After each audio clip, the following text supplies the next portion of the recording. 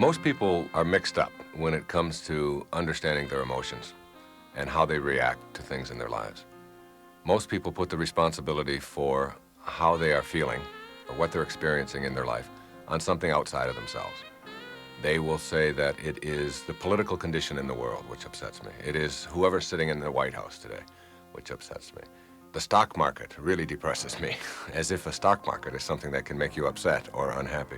People use sentences like this all the time. You hurt my feelings. You're making me feel bad. You're embarrassing me. You made me unhappy today. And none of those things are possible on our planet. If you want to be a no-limit human being, the first thing you have to be able to do, and not just to read it or listen to it, but to live it, is to live the notion that everything that I experience in my life is a result of my perception of whatever is out there in the world.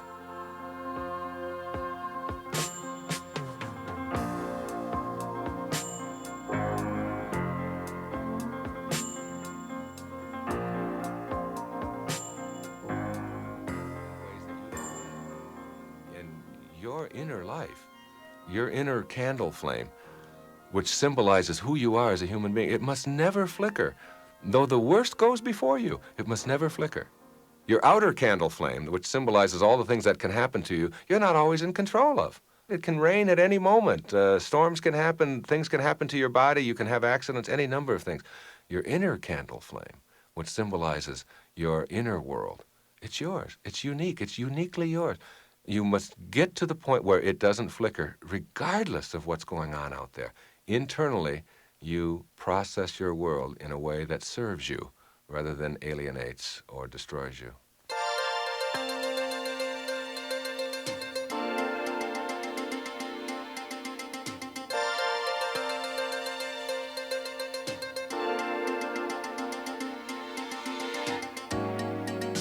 This is Paul Rogers, and it's a pleasure for me to introduce you to Dr. Wayne Dyer. Books written by this outstanding psychologist, including Your Erroneous Zones, The Sky's the Limit, and What Do You Really Want for Your Children, are among the biggest-selling self-improvement books in history. Their author has appeared on literally thousands of TV and radio shows worldwide. A buying explosion like that didn't happen by accident. It happened because what Wayne Dyer has to say will have a profound effect on your whole life.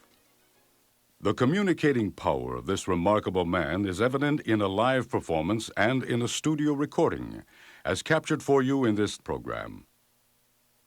Get yourself set for a new way of looking at things, feeling about things, with no limit on what you can experience and accomplish. And now at the Ford Auditorium in Detroit, the house lights dim. Two figures move to center stage, Councilman Jack Kelly and native Detroiter, Dr. Wayne Dyer. In a short address, the councilman bestows on Dr. Dyer Detroit's Distinguished Service Award, the highest honor the city can give. Amid thundering applause, the crowd rises to its feet as one person. You are there with Dr. Wayne Dyer.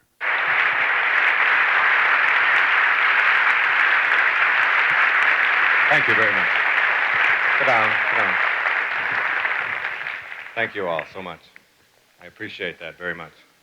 What I've been working on and thinking about and spending almost 14, 15 hours a day on, thinking and writing, is a whole concept of a new kind of approach to psychology, to mental health, to being creatively alive, being happy and healthy. There are different kinds of people in the world. Some of them seem to go through their life in what I call being neurotic or self-defeating and in pain and hurt and full of stress and tension. They have problems, just like all of us have problems.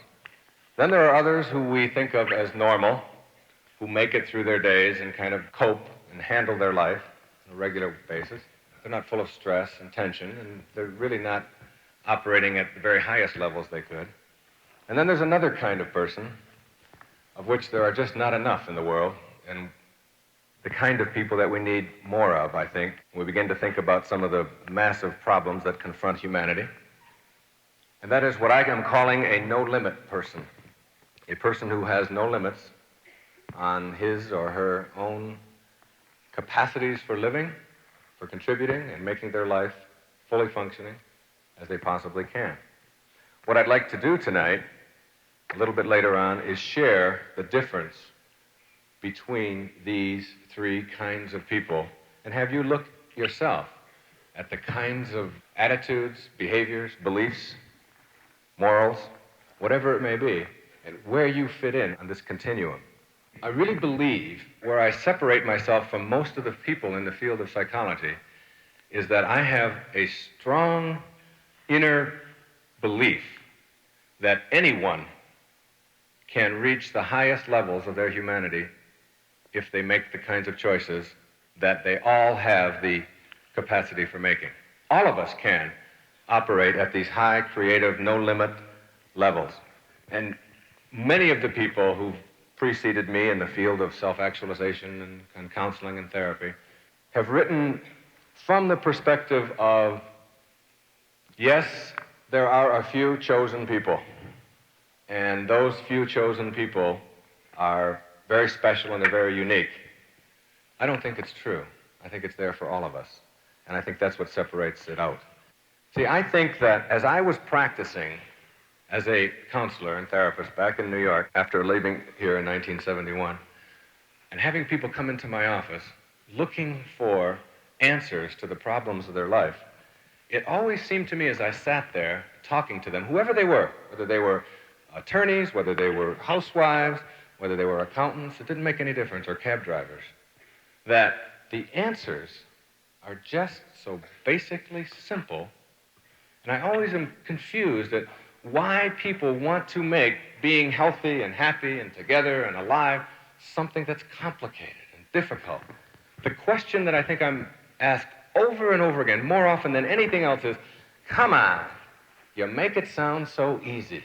Why do you make it sound so easy? It's not easy. A woman came up to me one time after I was talking, and she said, all right, I've heard you now talk for an hour and a half, and you're uplifted and all of this kind of thing. She said, tell the truth. Don't you ever get depressed? I said, no, of course not.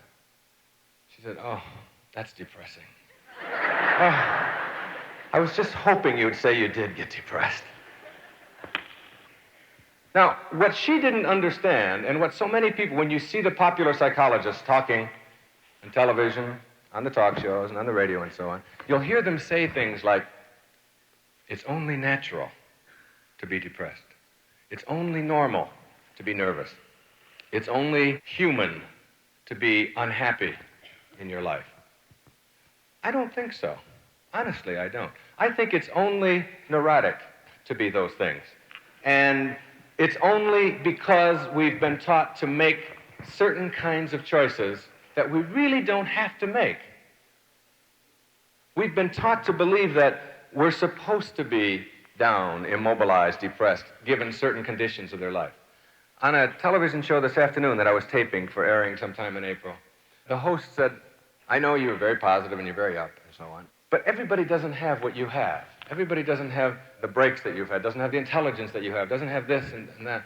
And there are guys that go out there and it's raining, and they go out there and they wait for a cab, and the cab doesn't come, and somebody goes by and puts slosh all over them, and you expect them to be up and positive at a time like this? I said, well, I think the difference between being neurotic or unhappy and being a no-limit person is not so much in terms of whether you have problems. Every human being on this planet has problems that they have to face every day of their life. We all have to wait for cabs when it's raining, and we don't, and because everybody's looking for a cab at that time. We all have to deal with inflation. We all have to deal with getting older, with sicknesses, with diseases, with our children disappointing us, with our parents disappointing. We all have problems. But the fully functioning person is someone who has a different attitude toward their problems. But the no-limit person recognizes the potential for growth in every situation and doesn't approach the problem as if it should be something different. In other words, he doesn't go out into the rain and say, it shouldn't be raining. How come it's raining? It's not supposed to be raining. It's March. They promised me that it wouldn't rain in March. It's not fair. It didn't rain last March. And see, that's how neurotics talk all the time. I think the best definition was given by a man who said that if you go up to a neurotic and ask them, how much is 2 times 2? Okay? First, if you ask a fully functioning person, how much is 2 times 2? They'll say 4. But if you ask a neurotic, how much is 2 times 2? They're in touch. They understand it. They'll say, 2 times 2 is 4, but I can't stand it. Why does it always have to be 4? So boring. God, it's 4 all the time. I get so tired of it being 4. Why can't it be 5 once in a while? What? See the difference? I mean, it isn't that people are out of touch so much. If you ask a psychotic how much is 2 times 2, they're liable to say 37, 19, whatever thought pops into their head. Those people have to be protected, okay? Well, here goes a no-limit person out there looking for a cab. He doesn't say things like, I know a cab isn't going to come. I just know it won't be here. And get himself all worked up and upset about that. Instead, he or she has a different attitude about it. They say, well, if I've got to wait an hour, I can do something with that hour. Out at the airport, you say, hour delay. Plane's going to be an hour delayed. All in a row. Oh, God, this airline. This is the 4th time that's happened this month. They keep track of these things, so they know how upset to be. They write them down. Let's see, this is this airline. 5 times this month that they've been away. So they can be 5 times madder than they would be if they didn't remember how many times. And they go and they complain to the clerks. They go complain to the stewardesses, or they complain to the guys selling the tickets. Like they really care, whether or not your plane is going to be delayed an hour. It has nothing to do with them. They're paid to say whatever they say, and they say it. Whereas the fully functioning person will go off and get a book, they'll go meet new friends, they'll talk to someone, they'll watch planes come in and notice how interesting it is to see people coming in and meeting each other. They'll watch goodbye behavior, they'll watch hello behavior, they'll go out to the observation deck. They will do anything other than sit around and complain about the way the world is, you see.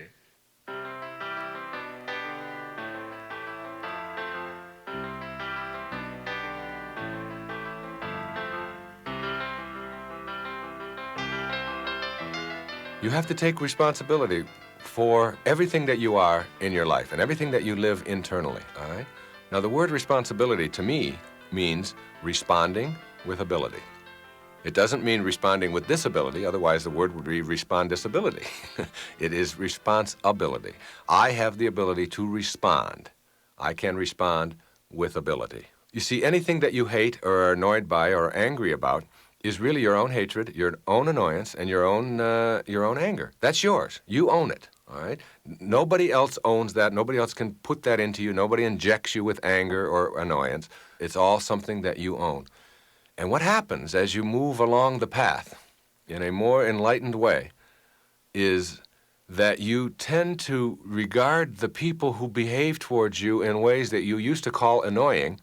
You begin to see that as their problem. You don't own it any longer. You don't take it on to you any longer. So now you're responding with ability towards the people who are behaving in ways that you don't like. I mean, I can give you an example of being on an airplane, and a stewardess was very rude and forgot who it was that was responsible for her being there, the customers, all right?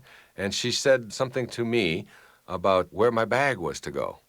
And I said, I would like to put it over there. And she said, and responded in a real huffy kind of way. You will put it, blah, blah, blah, and got real angry, all right? And you could see. Now, there was a time when I would have been angry back at her, and I would have responded with disability and used anger in response to anger, which just creates more anger, all right?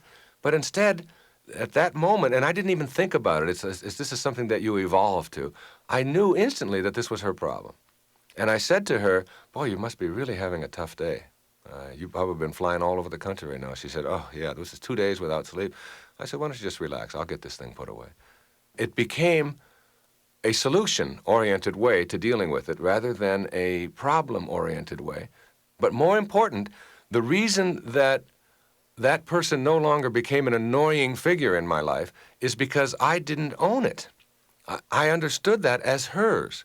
That's her stuff. She's got that. All right? It has nothing to do with me. And you have to always keep in mind that you're looking for solutions. You're not looking to be right. You're not looking to win.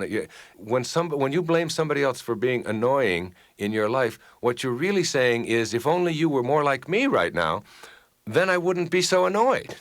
And what you have to do is bypass that kind of thinking and say to yourself, you are who you are, and you're behaving in the only way that you know how to behave right now. That's all you know. So what I will do as a human being is I will respond to you with what I am, which is love, or which is kindness, or which is acceptance, or which is at least confidence in myself as a human being. And if I have that, then I can respond to other people's behavior, or I can ignore it, or I can walk past it, or I can deal with it effectively and never own it. You never want to own it.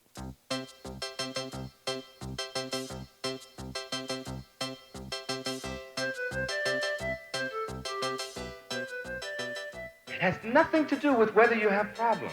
It has to do with attitudes toward problems. I grew up right here in Detroit. I drove from the east side of Detroit to Wayne State University every day for 7 or 8 years, sometimes 2 and 3 times a day. Now, at one time, I was a lunatic when it came to traffic jams and how I handled myself in traffic. The traffic would back up, and right away, I knew it would back up, you see, because every morning it did. But instead of using that time creatively, taking a tape recorder, maybe writing letters, doing some of my assignments from class, or whatever it may be, I used that time to be crazy, you see. Here it goes again. I knew it was going to happen. And you see people blowing up, and then they get down to the university or they get home and they blame the kid. Meantime, the traffic just keeps getting backed up. See, what you learn when you become a fully functioning person is the traffic doesn't care. You have to really get that into your... Traffic doesn't care. Whether you're upset or not, it will be backed up until it no longer is. And that's it. That's all you can say about traffic. Now, if I get into a traffic jam, I've got so many alternatives other than to going crazy. Often I'll just get out my car and start introducing myself to the people on the freeway. It's a lot better than sitting there going crazy. Or I'll start writing, or I'll use my tape recorder to get some letters done, or the audio tapes themselves. There's so many of them. You can learn a foreign language, complete, beginning to end. Driving to Wayne State University back in 4 years without ever taking French. You can know all French or Spanish, whatever, by just getting a cassette program from beginning to end. You can do that if you want to. Or you can take the attitude that this shouldn't be happening. Then you go home and you yell at your kids and say, what the hell's wrong with Daddy today? Traffic got him. And then you can go home and have 3 martinis. Why is he drinking so much? That's the traffic. And why is Mommy and Daddy getting divorced? The traffic. It was the traffic that did it, you know. How come Daddy's got an ulcer? The traffic did that to Daddy, you know. Off to the funeral home. How come Daddy's in there already? He's only 43. The traffic killed your father, you know. It's entirely up to you. And it is that way for virtually every single thing in your life. If there's one thing to get for yourself tonight, it is that you are the sum total of the choices that you make in your life. You cannot control always what goes on outside of you. Not always. Most of the time you can, but not always. But you can always control what goes on in here.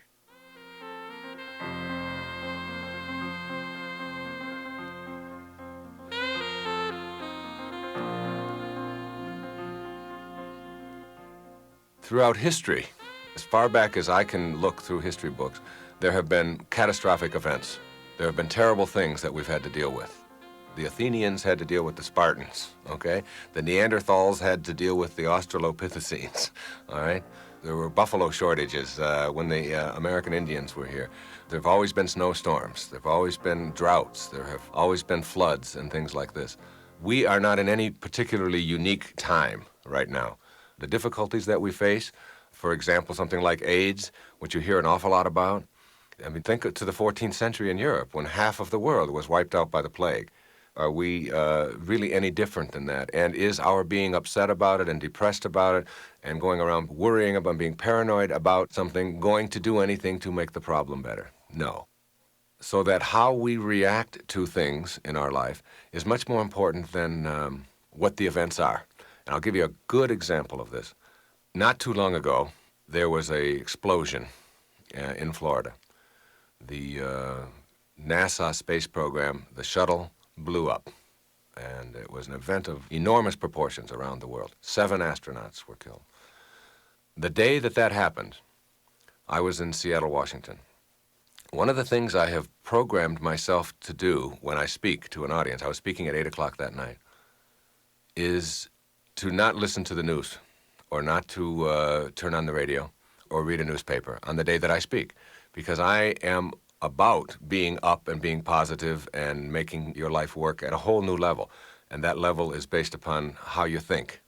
My feeling is, and my life is, that positive works, negative doesn't. Negative flies in the face of what the universe is about. It flies in the face of being a healthy person, that if you're positive, you can even affect your health. All right? The level of illness in you is related to the number of endorphins that are released into your system, and healing endorphins come from positive thoughts, and poisonous endorphins come from negative thoughts. We know that. The way that we think affects us. Our chemistry is affected by that, and, of course, our behavior and even our circumstances. So on the day of the shuttle disaster, I didn't know about it, all right? And it happened in the morning, and I was out in Seattle, so it was even earlier there. Now, 12 hours go by, and I'm going to go on and give a speech at 8 o'clock at night, and there's several thousand people waiting to hear me who have all paid to hear me give a message about being positive. And 10 minutes before I go on, someone came up to me and said, "Wasn't it terrible what happened to the shuttle, the explosion, and we lost all those astronauts, and isn't that terrible?" And people were very upset.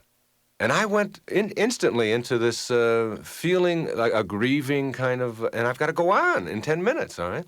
So I went out to my audience, and I said to the audience, "What do you think made me feel so bad?" And people raised their hand and say, "Well, that's a terrible thing that happened." And I said, "There was an explosion, and we lost human lives, and it's a terrible thing." And all of those things are true. I said, "But what do you think made me feel as bad as I feel right now about that?" "Well, the explosion and all that." I said, "No. If the explosion was going to make me feel bad, then why did it wait 12 hours? It had already happened 12 hours before. It wasn't the explosion at all. All right? Explosions, disasters, catastrophes do not depress people. It is how you process it. Now, I'm not telling anyone that you ought to process an event like that in a way that says, "Oh, isn't that wonderful, and look at how terrific that is, and I really like it when we have floods, and isn't starvation terrific, and droughts are great, and explosions are..." None of that. What I'm saying is that you have to understand that nothing outside of you can make you unhappy, depressed, miserable, stressful, fearful, any of those things, all right? There's no stress in the world. There's no fear in the world. There's no anxiety in the world. There are only people thinking anxiously, stressfully, fearfully, and so on. So what you do is you take responsibility for how you feel. And that comes from the way that you process events, not from events themselves. And how you process an event determines totally your level of happiness and fulfillment and success as a human being. So that if you come home and your children are behaving in a certain way and you don't like that and you get yourself all upset, it isn't your children's behavior that is making you upset. It's what you do with your children's behavior. And you have the power, always, within each one of us, we have the capacity to process our world, or to think, if you will, in any way that we want to. And all of our emotional reactions, all of the things that clog us up, all right, the clogging is the negativity, the clogging is the physical imbalance, the clogging is the judgment, and you get clogged up with that stuff. You get so accustomed to just saying, "Oh, she really makes me mad," or "that thing really hurts my feelings," or "the traffic gets me upset," or the terrible things that are going on in the world today, the fact that there are so many drugs on the streets and I have to worry about my kids taking drugs and things like that, or there's wars going on in the Middle East or whatever.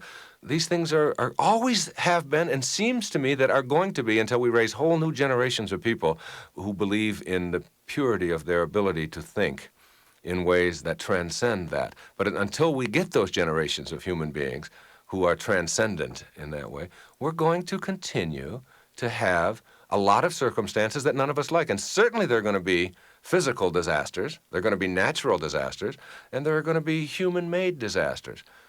And there are some people who are going to be part of the problem, and there are some people who are going to be part of the solution. The ones who are going to be part of the problem are the ones who believe that the problem is what makes me upset. Therefore, I can't do anything about it because the problem has to go away before my upsettedness goes away. The people who are part of the solution are going to say that this is the condition of the world, these are the things that we have created, these are the things that are, and I am going to process them in such a way that I can change it. So that means I can't be immobilized by my thoughts about things.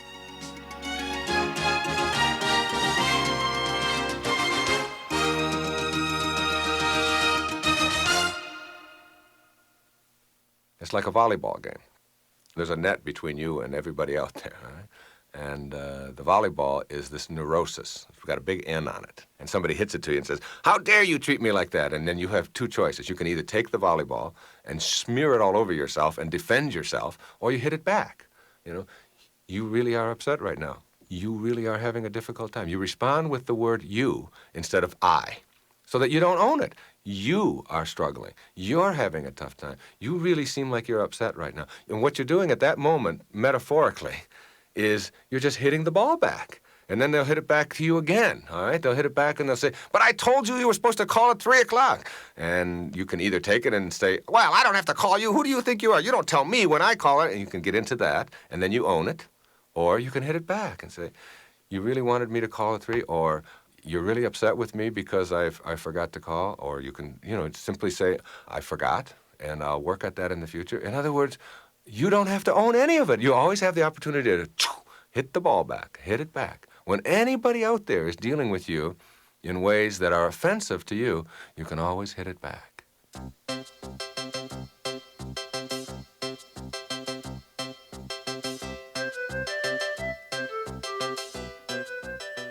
When my wife and I were in Germany, and we were in this Italian restaurant waiting, we had a plane delay. Oh, God, it was awful. She was crazy. She was a nervous wreck.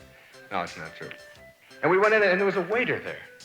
And this waiter was directly from Italy and was serving this wonderful pasta and all of these things. And he was a madman. He was a maniac. Every customer was getting him all upset. He would talk to the other head waiters and running back and forth and getting himself all worked up.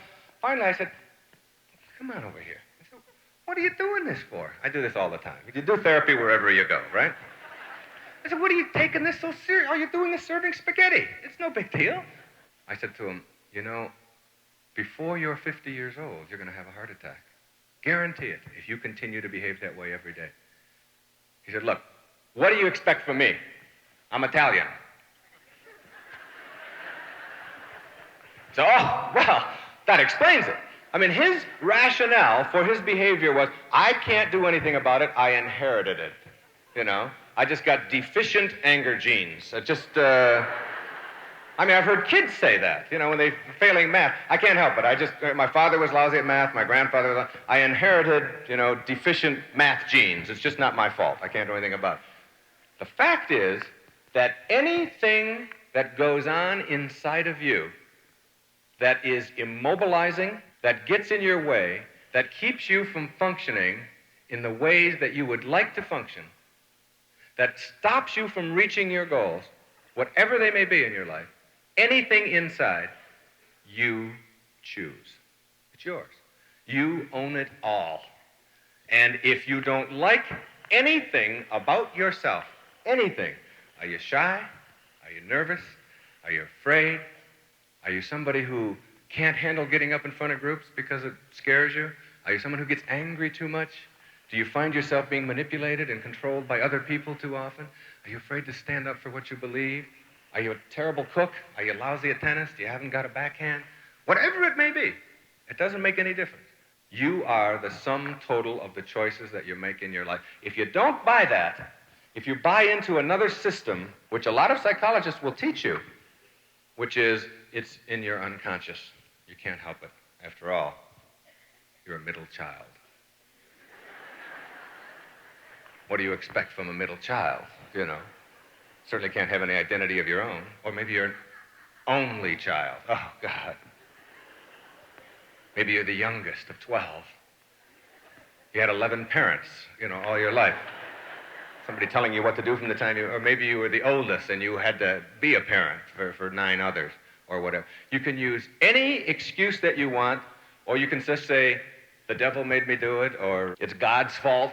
You know, a lot of people blame God. God and mother are most responsible for all of the things that are wrong with us, you know. The classic, the one I heard over and over and over again in all the years, and I announced it on network television one night, you know. I said, I came here tonight for one reason. I want to tell everybody in America that your mother liked your sister better. I heard it every day for 20 years, you know, it must be true.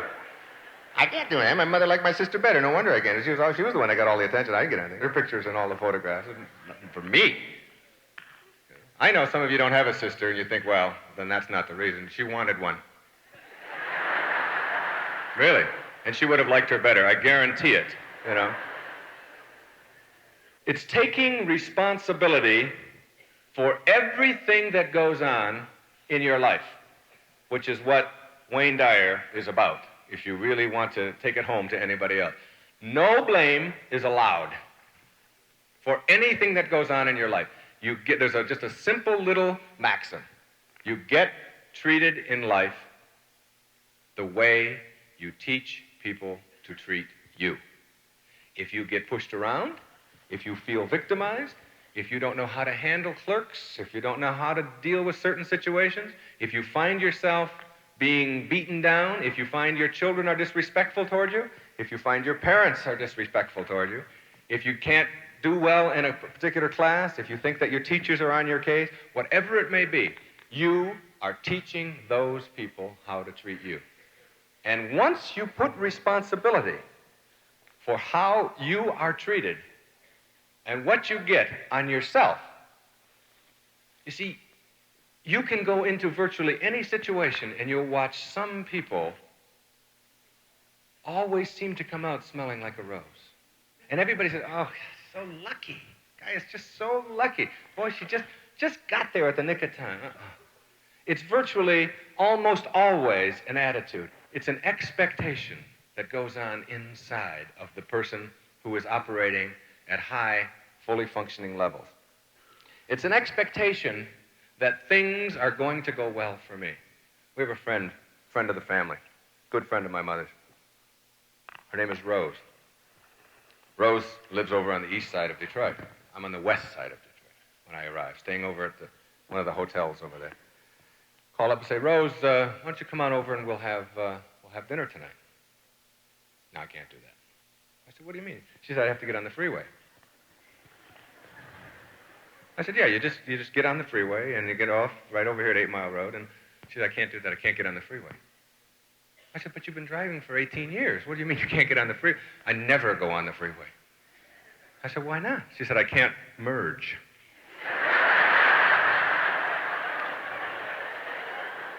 Can't merge.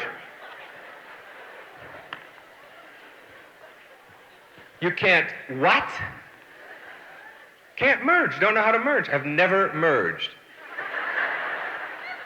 And that's true in more ways than one, if you knew Rose.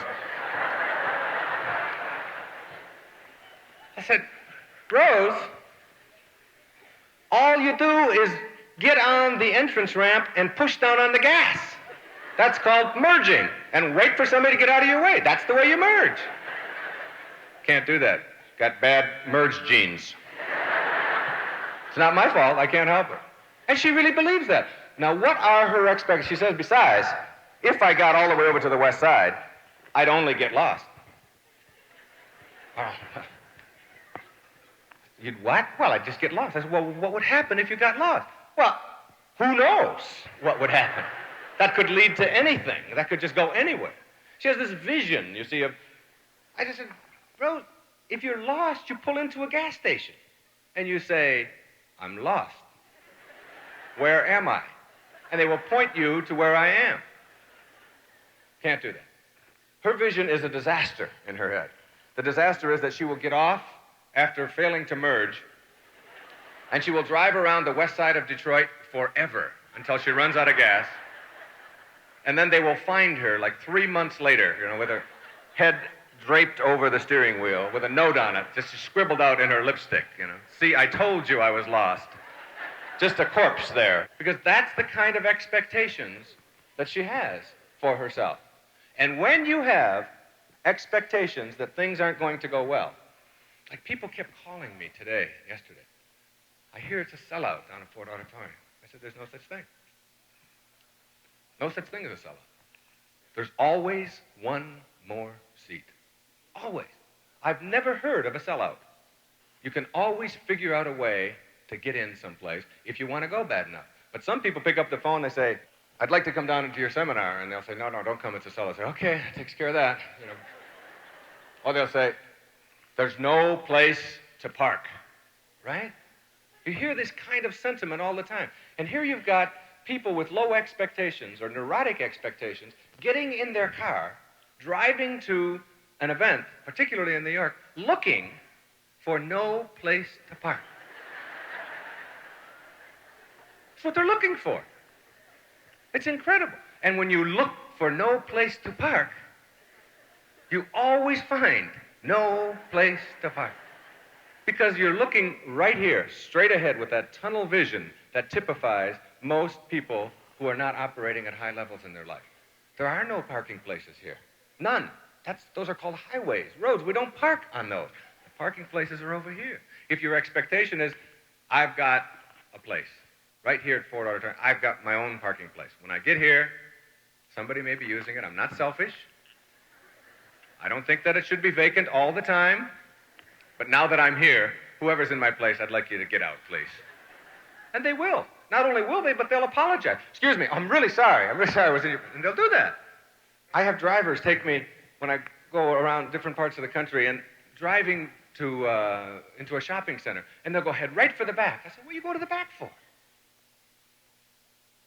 They said, there's no place to park up in front. I said, well, there's always a place to park up in front. If you look for that place, sometimes it has little lines, they're very nice about that. You know, they'll put little yellow lines there for you, you know, to keep other people out of your place.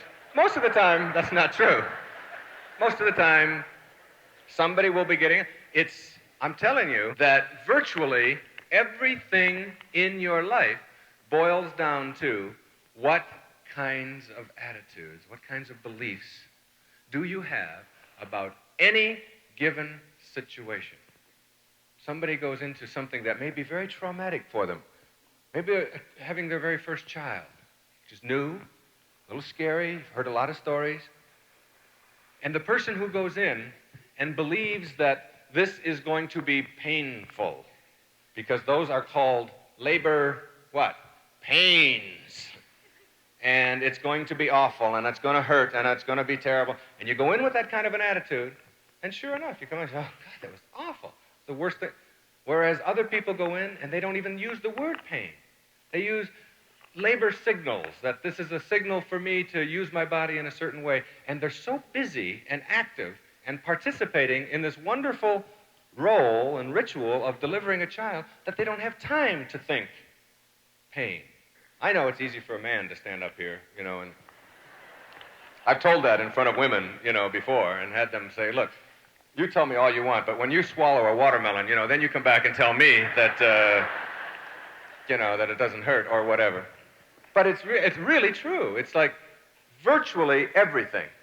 You try to set your expectations in such a way so that you understand that your life is nothing more than a series of choices.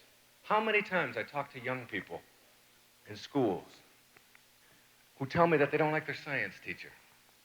They don't like their math teacher. They don't get along with their biology teacher. They can't stand this or that. And I ask them, what are your goals? Why are you going to biology? Are you going there because you have to go there? You know, you're making the choice to go to school. You could decide not to go if you wanted to. You could become a truant. There's all kinds of options available to you. You're there because you elect to be there. What do you want out of it? They don't want to learn to be a master biologist, most of them. Most of them want to get through biology so they don't have to repeat it again and not have a bad time. And maybe, as a third or fourth rate thing, maybe learn some biology too, you know, just on the side. And I say, and here you've got this teacher that you're encountering every day. You think the teacher's goal is to make your life as miserable. They get up in the morning and they say, let's see what I can do for Michael today. I got him yesterday. I can make his life really miserable today. And the teacher wins every single time. Your goal is to get through biology without having to repeat it, and you're sitting in here talking about how terrible it is. Why not make different choices for yourself that will allow you the option of having a wonderful time in biology every day and getting through it and making real sure that you don't have to do it again?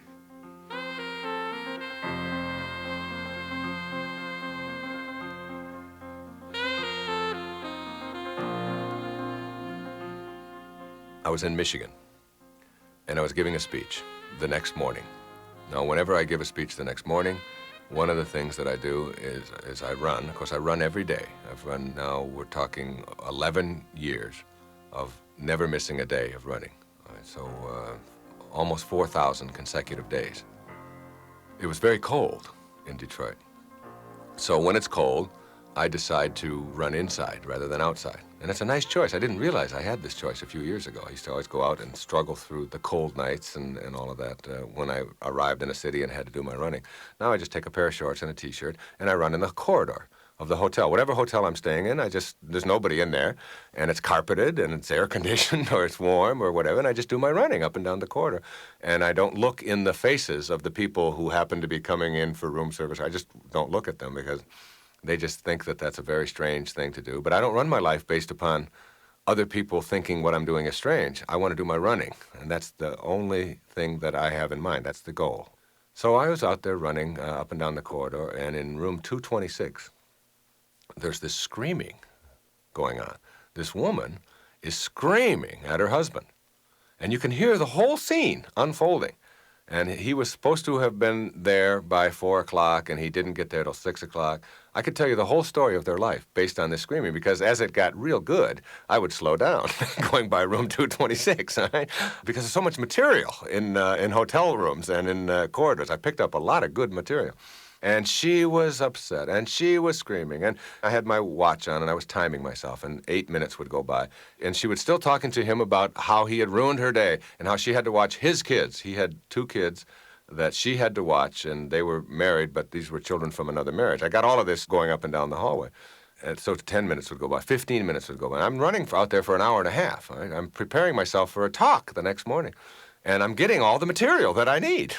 And 15 minutes go by, and she's still on it, all right? And then 15 minutes later, she's still talking about the very same thing, how upset she was, and how dare you, and you ruined my day, and there's not much to do in a motel, and you have the gall. You don't even give me the consideration that you would give a babysitter. You didn't even announce to me that you were going to, you just assumed that here I am, and I'm going to take care of your children, and you are out partying, and you're having a good day. And this is exactly the way she would do. And this went on, and this went on. 45 minutes later, she's still doing it. And by that time, it was clear to me why he didn't come home, okay? I mean, who would want to come home to somebody who is going to just, and for 45 minutes, say the same thing? I wasn't into who was right or who was wrong. I thought about how there was a time in my life when I could have done the very same thing and probably did do the very same thing. I would get very angry at somebody in my family if they did something that I thought victimized me in a certain way. And now, at this age, at this date, this person that is talking right now, I couldn't be in that situation. There's no possibility for me to be in that situation. I couldn't allow somebody else's behavior, no matter how close they were in my life, to send me into this kind of a tantrum, this kind of anger, this kind of rage, this kind of indecency in terms of how you're treating someone that you really love who has just made a mistake or whatever it may be. I couldn't do that. And that's the nice thing about getting more enlightened as you move through life. The clock never turns backwards. Once you experience that nobody else can control your emotions, you don't get it because you've read my books or listened to my tapes or done any of that. You get it because you experience it and you go through it. Then you get to the point where it's impossible for you to go backwards. The clock can't move back. And when somebody else started talking to me, if my wife talked to me in the way that that man was being talked to, I would have so many available options to make sure that I wasn't treated that way, including leaving, or certainly not letting someone just stand there and berate me. But I wouldn't even be in a relationship at this point with someone who would conduct themselves that way. And I also wouldn't be inconsiderate enough to not call. But whatever it is, I couldn't go to the place any longer where somebody else's behavior could have that kind of control over me. I would just simply see it as This is where they are. This is what they've got to work on. I wouldn't say that to them because then they would say, oh, yeah, just give me some of your fancy psychologist stuff. I would just simply let that go. Well, that's how I lost my hair. Okay, I let that stuff just go over my head. It just goes whoosh, whoosh. You know, and enough times it goes over the top of your head, and that's how I feel that I lost it, because I let it all just go right over my head. I don't own it any longer. And the beautiful thing about it is the way not to own it is simply don't think the way that you used to think. Don't process it the way you used to process it. Don't blame somebody else for your upset. I would have told that lady, if she were a client of mine, you taught him how you want to be treated. You see, you get treated in your life the way you teach people to treat you. You taught him over a long period of time that you are someone who is willing to permit that kind of behavior and that kind of conduct. So instead of being upset with him, look at yourself and say, what is it about me that I have allowed this person to treat me in this way? What do I have to change so that I don't feel so abused and victimized, rather than blaming the victimizers and the people who act that way? And when you teach somebody over a lifetime what you're willing to put up with, then they will go as far as they can with that kind of negative conduct towards you. So you take the responsibility for how you get treated in your life. Throughout life, you have to do that. You have to do it in everything. I have found that the ways to deal with people who are rude on the telephone is to let them know that I am not a person who is going to tolerate that kind of conduct. I have found that when somebody at a ticket counter or a bank teller or whatever reacts to me in a certain way, first thing I do is I say to myself, this is their behavior. They own this. All right? I try to remind myself of that instantaneously. This is their behavior. And I try to react with some kind of kindness. If that doesn't work, I immediately go to someone else or to a superior or whatever, or I leave that situation. I will not stand there and be physically or mentally or intellectually or spiritually abused by anyone, ever. Because I know that if you allow that to happen, it's because I have given that person permission to treat me that way. And it's amazing. Most of the time, kindness and love really works to get other people to understand that they can't treat you that way. But if it doesn't, then you have to go to plan B, and you have to go to plan C, and to plan D. And it all comes from this internal belief in who you are as a human being. You see, if you think you're so valuable that you should never be abused, because you would never abuse something that was really valuable. Supposing you had a beautiful vase that was worth $50,000, you would never abuse that. You wouldn't play catch with it. You wouldn't throw it on the floor. You would probably put it into some kind of safekeeping place and where it couldn't be damaged and so on. You wouldn't abuse something that you thought was very valuable. Well, the same thing is true of yourself. If you think of yourself as very valuable, very important, very significant as a human being, then you would never, ever allow yourself to abuse it, and you wouldn't allow someone else to abuse it. And most abuse that people have, whether it's their own smoking or their own overeating or their own alcoholism or whatever, it comes from a belief, a fundamental belief that what I'm abusing isn't worth anything. Most people who are lonely only because they don't like the person they're alone with. If you like the person you're alone with, being alone is never lonely. It's just terrific. I've got some opportunity now to be with this terrific person. But if this person I'm alone with is really sort of contemptible and unacceptable to me, then I'm looking for somebody else to fill in the voids, all right? It applies to external abuse as well. And I'm not just talking physical abuse. I'm talking any kind of activity which you find yourself being treated in less than the perfection that you are. Each one of us is a part of a perfect universe. And we are as much a part of the universe as anyone else or anything else is in it. In a perfect universe which works on harmony and cooperation and love, there are no mistakes. So you're not a mistake. You are a part of the perfection of it.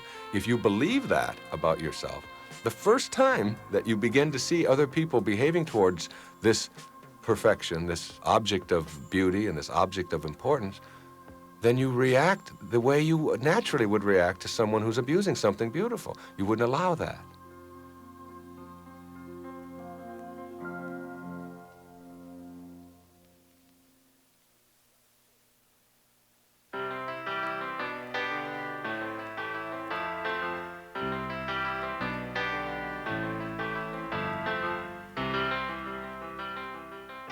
There's really justice out there. I was in the 10th grade right here in Detroit, taking biology. And I was doing very well at it. And the biology teacher told us that in order to pass, we had to make a leaf collection. Now, I knew all the leaves and so on. And why I'm telling this story is because I really believe there comes a time when you have to suffer the slings and arrows, if you will, of outrageous fortune and stand up for what you believe, even if it costs you. And I went up and I talked to the biology teacher, who was still around, so we'll call him Mr. Jones, which is his name. No, that's not true. That's not true. And I said, I'm working after school and blah, blah, blah, and I can tell you all the leaves. I know all the leaves. I can identify everyone. I said, you have to make a leaf collection. And you have to put ribbons on it, and if you put scotch tape over it and so on. And I said, Mr. Jones, I'm really not going to make a leaf collection. I'm not going to do that. It just seems to me that maybe there's some alternative we could work. Whatever. I was trying to be very reasonable about it. You make a leaf collection. If you don't make a leaf collection, you take biology over. Well, here you boil it down to a question of how much are you willing to bend. That was the point for me. I didn't do it, and I took biology over again in the summer. And by the way, met one of the finest teachers I'd ever had in my life. But the interesting thing about it, and this is a true story, 18 years later, I was teaching at Wayne State University, teaching doctoral students who were working on their doctorate and master's in school administration. And I get my roster, and I said, nah. Couldn't be. Couldn't. God is not that munificent. I just can't believe. Into my class in educational counseling, the first course, which was his last course for his doctorate in school administration, his core course, walks Mr. Jones, my student.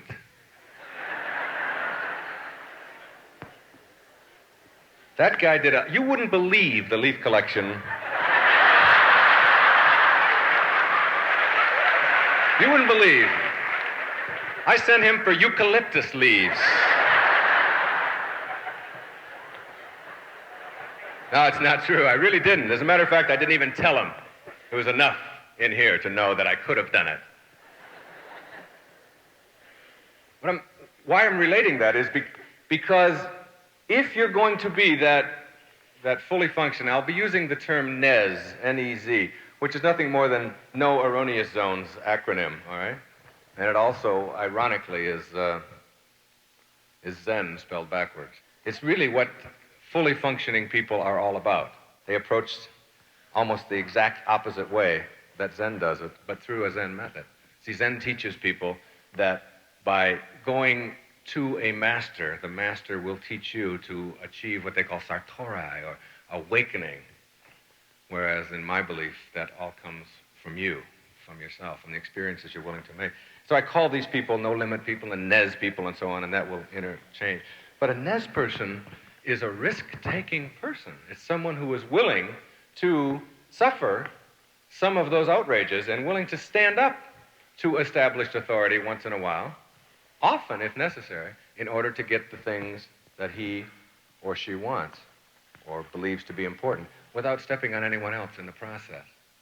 And being that kind of a NEZ person, that really highly operational, which you will have very specifically in your mind by the time you leave tonight, is completely involved with consulting what I call your inner signals.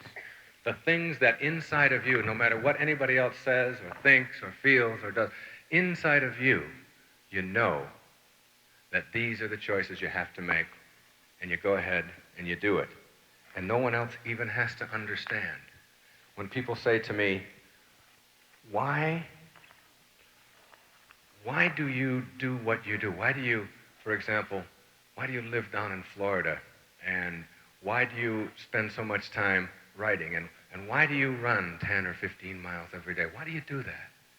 And when I say to them, because I want to, because it makes sense to me, because it feels right for me. Most normal people, and all neurotic people, say, yes, but you have to have a reason. And you also have to explain it to me, to my satisfaction, before you're allowed to continue to do that.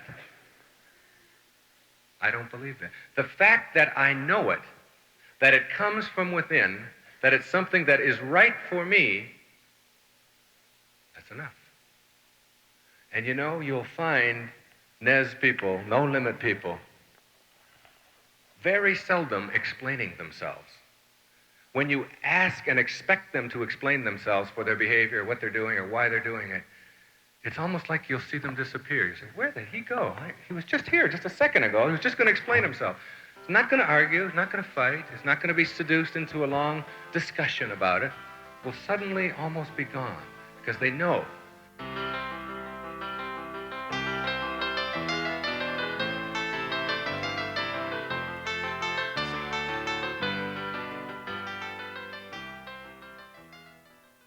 Question of whose advice to follow and what other people's opinions mean in life boils down to understanding that other people's opinions are just that.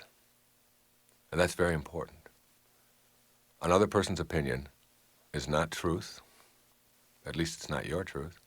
It's not necessarily reality. It's not necessarily the best. It's not necessarily anything. It is somebody else's opinion. Opinions are of very little value. It's only your commitments. It's what you do with your opinions that makes all the difference in the world, not what your opinion is about something. And so what I have learned to do with other people's opinions is, first of all, to see them as their opinions, which means that they can't hurt me, they can't destroy me, they can't make me into anything less than I am as a human being. They simply are other people's opinions. Now, I've established for myself that my reputation is a meaningless concept. Everybody's reputation is a meaningless concept. Because if you go out, whoever you are, whether you're a businessman, whether you're a student, whether you're a parent, or all of those things, and you go out into the world, and you do something. Let's say I go out in front of 1,000 people and I speak. There are 1,000 opinions that are all unique and different from each other, and I don't know what any of them are. And that's what constitutes my reputation. My reputation is located in other people's opinions. That's what a reputation is. So I don't care about my reputation. I'm not interested in it at all, because I have no control over it. None whatsoever. What other people think of me is where they are. Whatever I do, however, whatever level I'm doing, if I'm in Carnegie Hall or if I'm just with a friend of mine in a business, what other people think of me is just that. Terry Cole Whitaker wrote a book called, a great title, one of the greatest titles of any book I've ever heard. Her title of her book was, "What You Think of Me Is None of My Business." It's none of my business. So my reputation, since it's located in other people exclusively, is something that I have no control over. I mean, I go out and give a talk. I've given talks many times. I've been on The Tonight Show many times, and I will get letters, and I will be telling a joke. And it will be just a joke. It'll be just a funny little remark. And I will get 50 letters. And one of the letters will say, "That was a funny joke. That was really terrific. You were sensational." All right, so you got to put that. That's an imposter. You have to put that imposter over here. And somebody else says, "How dare you make a joke like that? That's not a funny thing to say at all." That's another imposter. You put that over here. And someone else will say, "I didn't think what you said was appropriate. It was in bad taste." And you put that one over there. And you understand that all of those things are your reputation. And they're all different.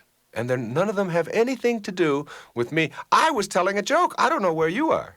So I've learned not to be concerned with my reputation, but instead to be concerned with my character.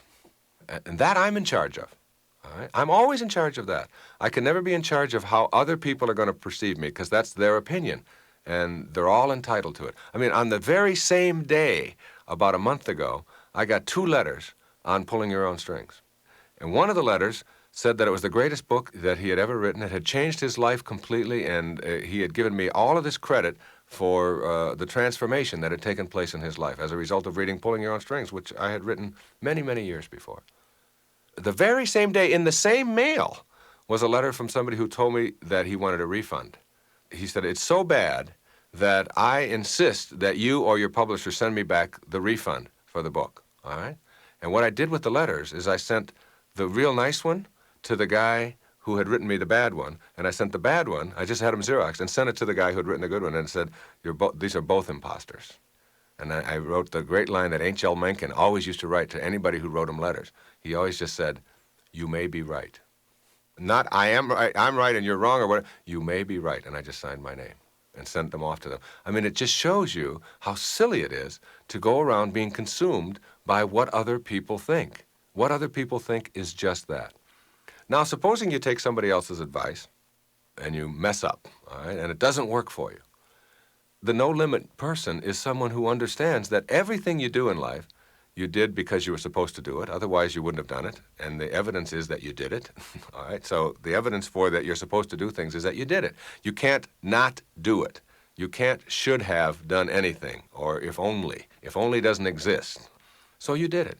Now you have a couple of choices to make about taking somebody else's advice. First of all, you understand that it wasn't their advice.